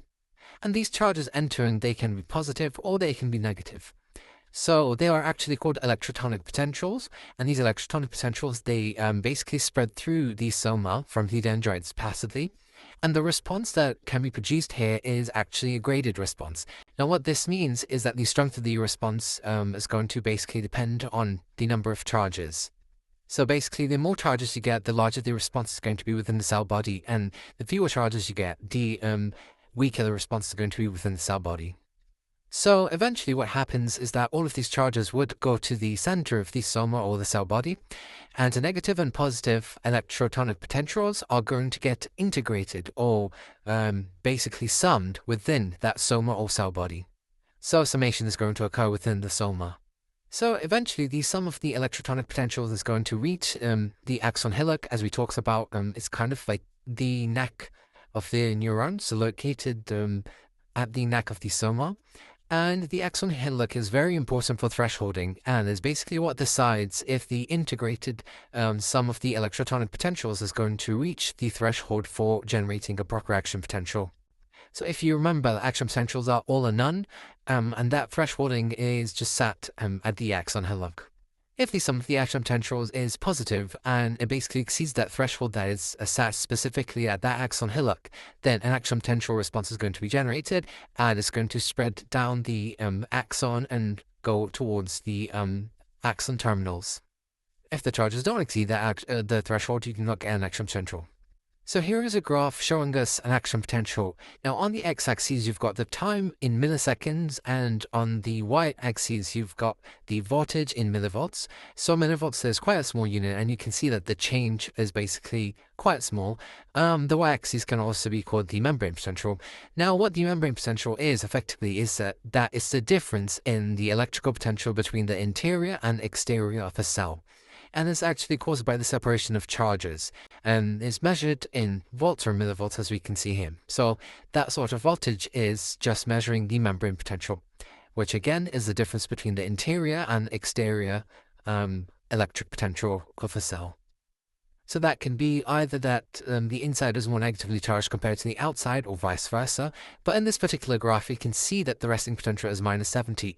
So that means that the cell at its resting state has a membrane potential of -70 millivolts. So basically, the resting potential is -70 millivolts, and this means that inside of the neuron is negatively charged relative to the outside. Now, why is it -70 millivolts? Because usually the resting potential is -70. The reason it is -70 is because this potential is established by setting up an electrochemical gradient across the cell. So that electrochemical gradient is what maintains that negative membrane potential at the resting state. So how is this electrochemical gradient set up? It's actually in the name, electrochemical. It's basically established by a separation of electrical and chemical components. So the electrical components here are basically ions, which are the charged particles of a cell, and in neurons, the main ions involved in generating an action potential are sodium and potassium ions, and these are both positively charged. So as we mentioned, the inside of the cell is going to be more negatively charged compared to the outside, and you can see that being reflected in this diagram. So in the intracellular component, or the cytosol, we have got more potassium ions, negatively charged proteins, and some other negatively charged molecules. And then outside of the plasma membrane, on the outside, we've got more sodium ions and more chloride ions, and some potassium ions. But effectively what this results in is a gradient in which the inside of the cell is more negative compared to the outside. So how is this negative potential maintained, and how are ions basically moved from the intracellular component to the extracellular component? This is done through ion channels and basically involves passive transport. Ion channels are made of proteins that are found in the plasma membrane. As we can see in this diagram, ion channels, they allow the transfer of ions across the cell membrane, and they are selective for specific ions. So for example, one ion channel could be specific to sodium ions, whilst another might be specific to potassium ions. Ion channels can be of multiple types. First of all, they can be non-gated or leak channels, or they can be gated. So in terms of the leak channels, or also called the non-gated channels, these are always open, and they continually leak ions across the membrane. For example, potassium in the resting potential is going to be leaking across.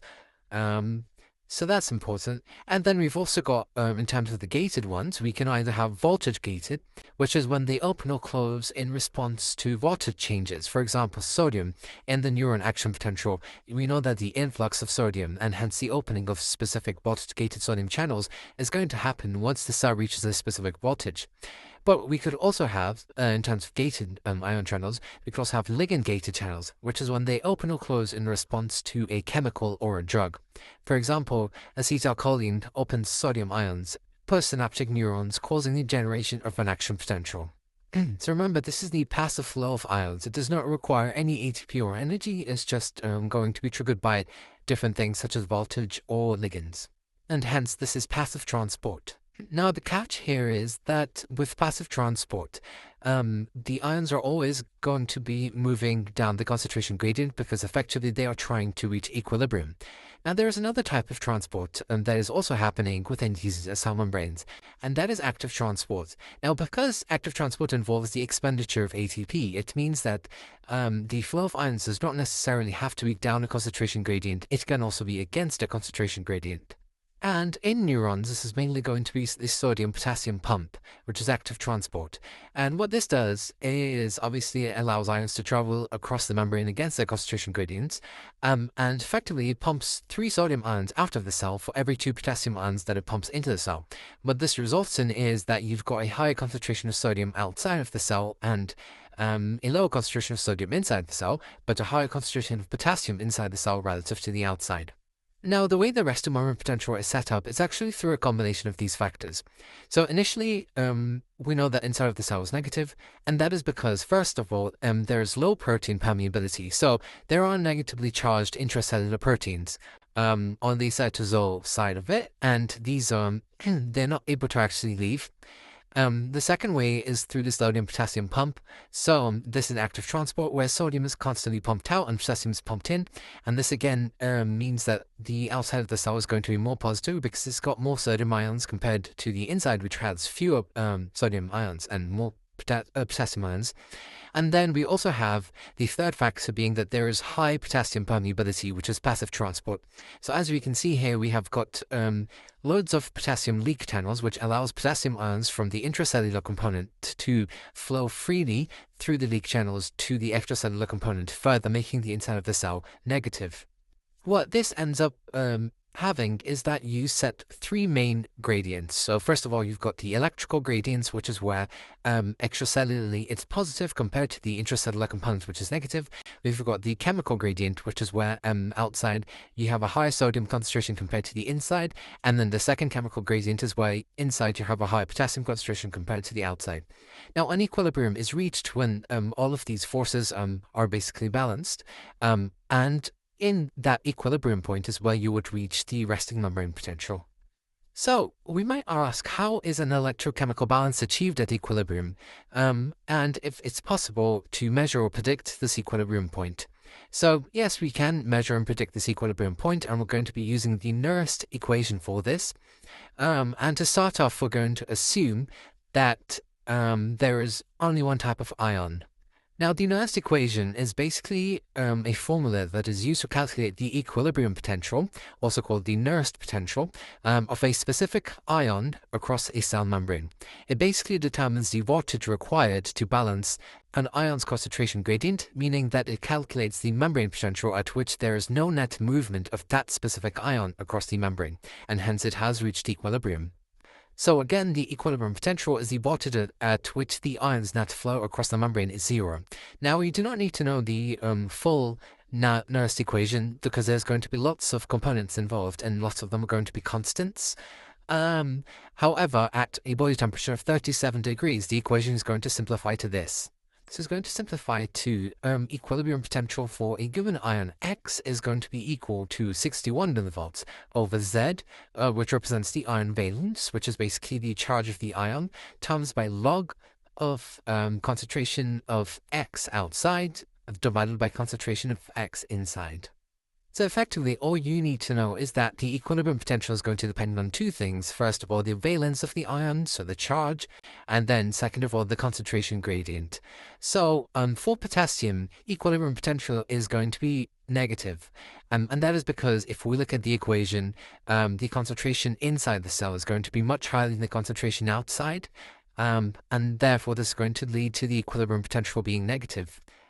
And similarly, for sodium, it's going to be positive because the concentration of sodium is higher outside the cell compared to the inside, leading to a positive equilibrium potential for that given ion sodium. So now we're going to spend a little bit more time talking about the equilibrium potential of potassium ions specifically. So again, the equilibrium potential of an ion is the voltage at which exactly the concentration is balanced. So for potassium, on the inside of the cell, the concentration is high, and on the outside of the cell, the concentration of potassium is low. So what this means is because inside is high and outside is low, potassium is going to naturally want to diffuse out of the cell. But potassium is also positively charged, so if it leaves from the inside to the outside, it's going to make the inside more negative. Eventually, there's going to be this thing where the concentration force is going to push potassium out because inside is higher and outside is lower, so it wants to reach balance. But the electrical force is going to pull potassium back in. And that is because on the inside it's more negative compared to the outside, so it wants to pull potassium back in to kind of balance out the charges. And when these two forces balance is when the equilibrium potential is reached. So the meaning of the Nernst equation in here is also relevant because basically the Nernst equation calculates at what voltage will potassium stop moving. And for potassium in human cells, this is usually about minus 90 millivolts, where potassium will completely stop moving and reach equilibrium. And effectively there's no net movement of potassium at this voltage. Not because it has stopped diffusing, but because electrical pull is equal to the chemical pull in here, which is what equilibrium basically is. So minus 90, the electrical pull, which is to the inside of the cell, and the chemical pull, which is to the outside of the cell, is equal. Hence, the potassium has reached an equilibrium. Now, our neurons at rest, they sit at around minus 70 millivolts. And this is close to the potassium equilibrium potential, which is minus 90. And that is because the membrane is very permeable to K plus ions. So remember, we've got these potassium leak channels, but also through the sodium-potassium pump as well. However, the membrane is less permeable to sodium ions. So the resting voltage mostly reflects potassium behavior. And you can think of this almost like the resting potential of the neuron is equal to, like approximately equal to the potassium equilibrium potential. Obviously there is a little bit of a difference, but it mostly reflects the potassium equilibrium potential. Now imagine if we increase the potassium outside of the cell. So normally potassium is high inside the cell and low outside the cell, but imagine if we slightly increase the potassium outside the cell. So originally we would have higher concentration of potassium inside the cell, low concentration outside the cell, but now we are going to have higher concentration inside the cell. But now we are going to have higher concentration inside the cell, but we're going to have less lower concentration outside the cell, and that is because we have increased it. Now, if you think of this, that there is a gradient between the inside and the outside, effectively what we've done by putting in more potassium outside the cell is that we have reduced the steepness of this gradient. So the potassium doesn't want to leave as strongly anymore because that pull is much weaker. Since that pull is much weaker, the equilibrium potential is going to become less negative. So originally our equilibrium potential was minus 90, and now that we have increased the concentration of extracellular potassium, the equilibrium potential is going to shift towards minus 60 millivolts. And that is because there's going to be less pull needed to reach a point at which there's going to be no potassium movement, because we have the gradient steepness has reduced. Now, this actually has a detrimental effect on the cell. So if the equilibrium potential becomes less negative, the membrane potential also becomes less negative. And this is basically what we call depolarization, as you can see here. So depolarization is effectively when the membrane potential becomes less negative. Now, if depolarization is large enough, neurons, they are going to stop firing properly, muscles are going to stop contracting normally, and the heart electrical rhythms are going to fail. Now, this means that this increase in extracellular potassium can potentially stop the heart. And that's because the heart relies on precise electrical gradients. So cardiac cells, they must depolarize, repolarize, and then rest. Excess extracellular potassium prevents proper depolarization, so cells get stuck in a partially depolarized state. And the result of this is going to be that electrical signaling is going to fail and cardiac arrest will take place. This is why severe hyperkalemia, which is high blood potassium, is a medical emergency. Now, before we move on to explain how this is used in assisted suicide, I'm going to explain to you what this whole depolarization concept is and how hyperkalemia can mess this up. So what normal depolarization looks like is basically, so the normal electrical cycle is we have a resting state, which is about minus 70 millivolts. The stimulus is then going to arrive, and the sodium channels are going to open. Once the sodium channels open, sodium is going to rush in, voltage is going to rise, and the membrane potential is going to become positive. And then when potassium leaves, there's going to be cell resetting. And this reset step is critical because it basically brings the whole membrane potential back to the baseline and allows for the generation of another action potential. So what potassium normally does is that it restores the membrane back to the resting state after firing. And it does this because the potassium wants to leave the cell. So why is it that potassium wants to leave the cell? That is because it has a high concentration inside and a low concentration outside. So after a spike, potassium is going to exit and the voltage is going to become negative again. Because once potassium is going to leave the cell, potassium is positive, it's going to make the voltage of the cell more negative. And this step is called repolarization, and you can see this in this graph. So depolarization is sodium entering, makes it more positive. Repolarization is potassium leaving, makes the membrane potential more negative, brings it back to the baseline, allows the generation of another action potential. Now, what happens if extracellular potassium is high? Instead of having a high concentration inside and a low concentration outside, you're going to have a high concentration inside, but also a high concentration outside. So the push for potassium to leave is going to be much weaker. This means that potassium cannot leave the cell efficiently. Now, this messes with proper electrical activity, and that is because if potassium cannot leave, the cell cannot become negative again, and the membrane stays slightly positive, so voltage-gated sodium channels stay inactivated. This is the key physiological principle, so sodium channels, they only reset when the membrane becomes negative again. So if the membrane stays too positive, then sodium channels refuse to reopen, and there's going to be no new action potential that can happen.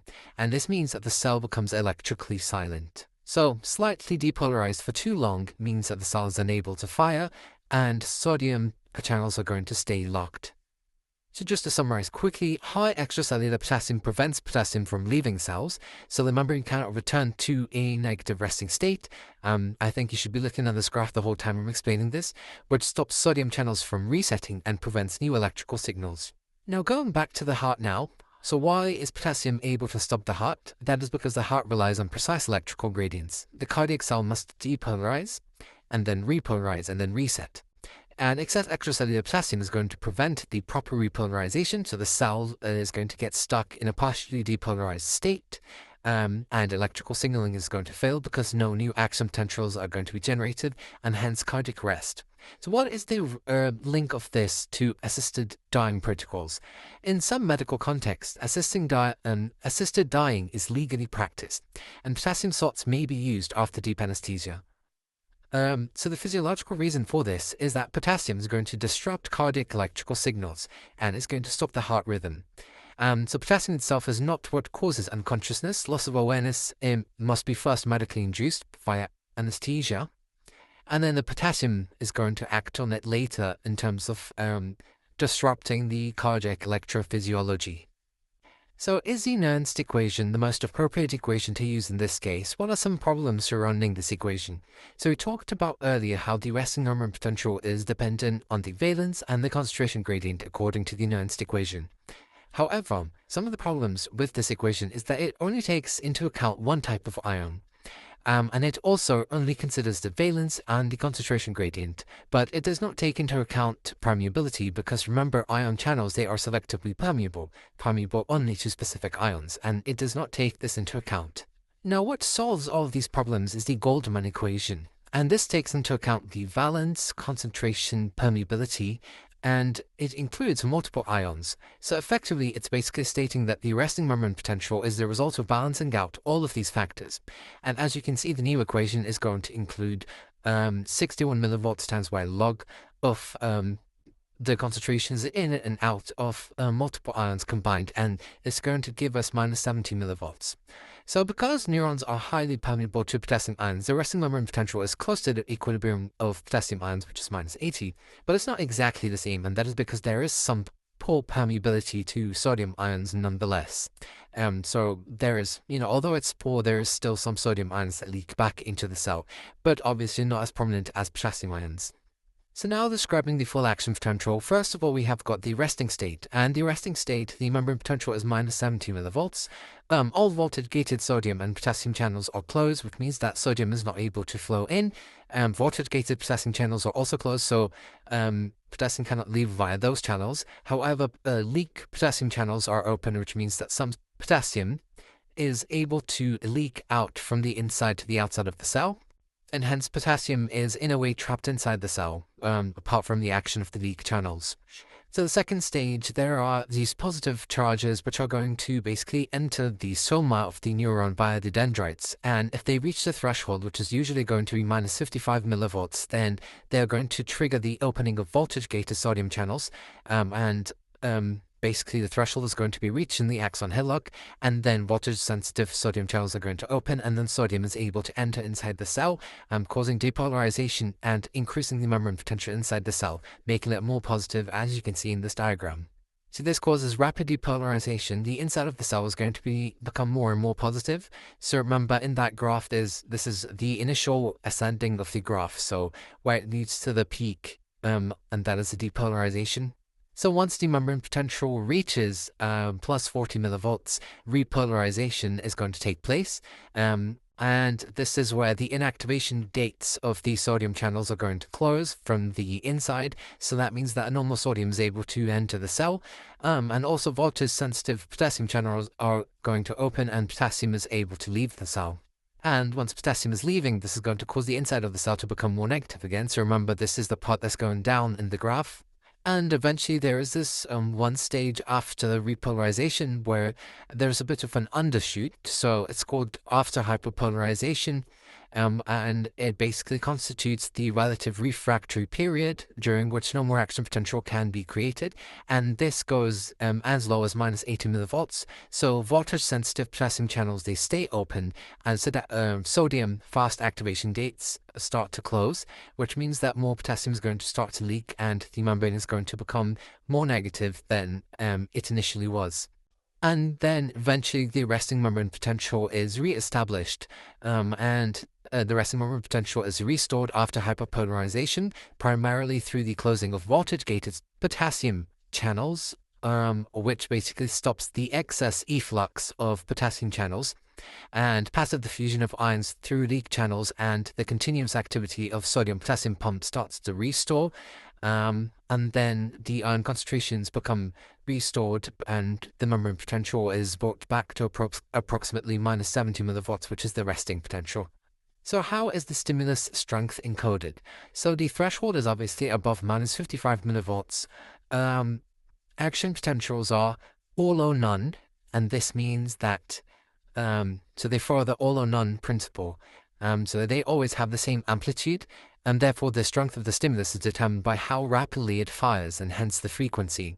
And we know that in the soma, once the charges are received by via the dendrites, the response there is graded. So the strength of the action potential is like dependent on the number of charges that it receives, and hence that strength is going to be translated in the magnitude and frequency of the action potentials, not necessarily in an increase in the amplitude, since all of the action potentials will have the same amplitude. However, it's going to fire much quicker if the graded response is a bigger response. So now let's talk about how an action potential is conducted in an unmyelinated axon. Now, first of all, you're going to have sodium entry at the axon hillock, which is going to locally depolarize the axon. The axon hillock is where the thresholding of the action potential is going to take place. And then once you have depolarized locally, like a specific part of the axon, depolarization of the adjacent region of that axon is going to take place. So that means that you're going to be opening more voltage-gated sodium channels and recreating the action potential. However, the previous sodium channels, they are inactivated, so they are in absolute refractory period, so that the current can only flow in one direction, and you do not have bidirectional flow of the action potential, which would mess things up. And this basically results in one-way propagation of the action potential down the axon. So if one region is depolarized, the region before that was previously depolarized is going to activate its inactivation gates, which means that no more action potential is going to be generated at that part. And then in a myelinated axon, sodium is going to be entering at the axon hillock again, and it's going to locally depolarize the axon. However, myelin sheath is going to insulate the axon, so it's going to prevent ion leakage. So sodium and potassium channels, they are concentrated only at the nodes of Ranvier, which is the gaps between where the myelin sheath is located. And this is basically going to refresh the action potential and cause it to jump from node to node. So action potential will basically jump from one node to the next node, rather than depolarizing along the whole length, and this is called saltatory conduction. Okay, let's talk a little bit about conduction velocity. What is conduction velocity? It is basically how fast an action potential is going to travel along an axon. It mainly depends on two things. First of all, the axon diameter, and then myelination. So why does the diameter matter? Because you have to think of an axon like a pipe. A small pipe means that there is more internal resistance, so the current is going to flow slower. And a larger pipe means that there is less resistance, so current is going to flow faster. So a bigger diameter basically means bigger, faster conduction, Then why does myelin matter? Myelin acts like electrical insulation around the wire. What it basically does is that it prevents current leak, and it allows saltatory conduction, which is the jumping between nodes of Ranvier. What this does is that it makes conduction much faster. So myelinated fibers, they conduct much faster than unmyelinated fibers of the same size. So we also have a couple of types of fibers. So there are sensory fibers that bring information to the central nervous system. So one kind that we've got is the A alpha diameter. Its function is proprioception, and it's got a relatively large diameter, so its conduction speed is actually the fastest. And then we've got A beta, which has a smaller diameter, and also the speed of conduction is much slower. Its functions for touch and pressure. And then we've got a delta diameter, which functions for fast pain and for temperature. The diameter is a lot smaller, and so is the speed of conduction. And then C fibers, which are completely unmyelinated, they are the smallest and the slowest. So they've got the smallest diameter and the slowest speed of conduction, and these are for slow pain and the dull aching pain. So the pattern to remember is basically a bigger diameter plus an axon that's myelinated means faster conduction, and a small diameter and unmyelinated axon means slower conduction. So in terms of the graph that we've got here, is basically what this is trying to tell us is for unmyelinated axons, velocity increases with the square root of the diameter. So what this means is basically if the diameter doubles, then the velocity does not actually double. It increases a little, but not proportionally. So it basically increases with the square root of the diameter. So increasing size is inefficient for speed when the axon is unmyelinated. However, for the myelinated axon, velocity increases linearly with the diameter. So this means if the diameter doubles, then the velocity is also going to roughly double. And so for large axons, myelination is going to be extremely efficient. So if we put this in the context of pain, the fast, sharp pain that we feel initially is by A delta fibers, and these are myelinated and they have moderate speed, which is why it's like this fast type of pain. And then we've got slow, dull pain, which is transmitted and conducted by C fibers, and C fibers are unmyelinated and their conduction speed is quite slow. And that's why you feel a sharp sting first and then a slow ache afterwards. And so basically an unmyelinated fiber speed is directly proportional to the square root of the diameter, whilst an myelinated fiber speed is directly proportional to diameter. And therefore you'd have to increase the diameter more on unmyelinated fibers to increase the speed. So action potentials are important because many physiological processes depend on action potentials. So certain diseases disrupt action potentials like multiple sclerosis, which we will talk about. Some treatments, they work by either blocking or increasing action potentials. For example, local anesthetics like lidocaine. And there's also clinical electrophysiological procedures which are used to measure these processes, so like these action potentials basically. So in the heart, that would be ECG, and I think that's the one that people are most familiar with. But there's also another one called the EEG. The EEG is an electroencephalogram, which is a non-invasive, painless diagnostic test that records the brain's electrical activity using small sensors or electrodes attached to the scalp. It is primarily used to detect and navigate epilepsy, brain tumors, sleep disorders, and other neurological conditions. So we said how multiple sclerosis is a disorder of action potentials. So what is multiple sclerosis? It's basically an autoimmune disease where T cells attack the myelin sheaths and it causes inflammation, lesions, and scarring, which is known as sclerosis in the axon bundles. It occurs in multiple sites such as the brain, the spinal cord, and the optic nerve, hence why it is called multiple sclerosis. So it's got a wide variation of symptoms. It could have central symptoms such as fatigue, cognitive impairment, depression, anxiety. Can have visual problems, problems with speech, throughout such as dysphagia, musculoskeletal weakness, spasm, ataxia, and sensation, bowel and urinary incontinence as well. Another thing worth knowing is about tetrodotoxin, and this is an extremely potent neurotoxin which is found primarily in pufferfish and other marine animals like the blue-ringed octopus, and it is famously 1,200 times more toxic than cyanide. It currently has no known antidotes.